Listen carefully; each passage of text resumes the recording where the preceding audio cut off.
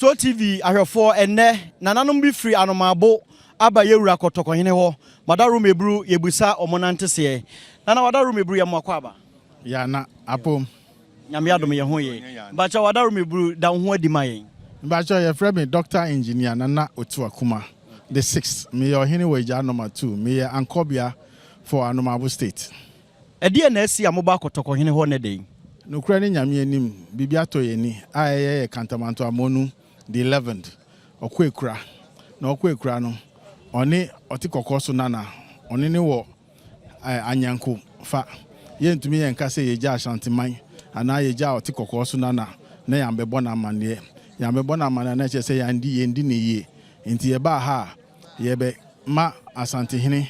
amana so ate se na damfo ye Kantamanto Amonu a otosu 11th okwekura enti na ye wo ha anapai awoye Anomabohene oya Anomabohene ono ye former president late president for Anomabo traditional area mubasi yewura no asembe na yewura ka kire mu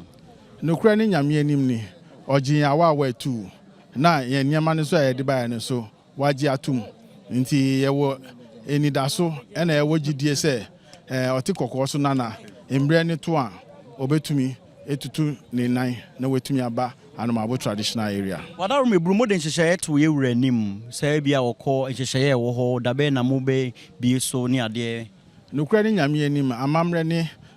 kwanso no that is Tuesday ye be start ye be to eyi ni ase Wednesday amanye traso Thursday ye be dida na Friday ye ba safo be gro ni niama Saturday ya ahemfu nankasa ye be hwe ye be banana krabia krakra nti ye start program na on the 8th 9th 10th and 11th which is Saturday nti ye use 5 days na ye dia program na amanye ni amamre kwanso ye da se obetumi aka bibi kakra kire ya Asantehene Anomabo nkita hodie bi eda ye ntem abakosemu ana bibi etesa no okay yeda se papa yeda se bebre enti nananom wadaru mebru nananom efri Anomabo a ene omba kotokofie be se yewura efa Anomabohene a wako ato no na mote wo monka no medin de kwame ewu animfo menhia ahemfie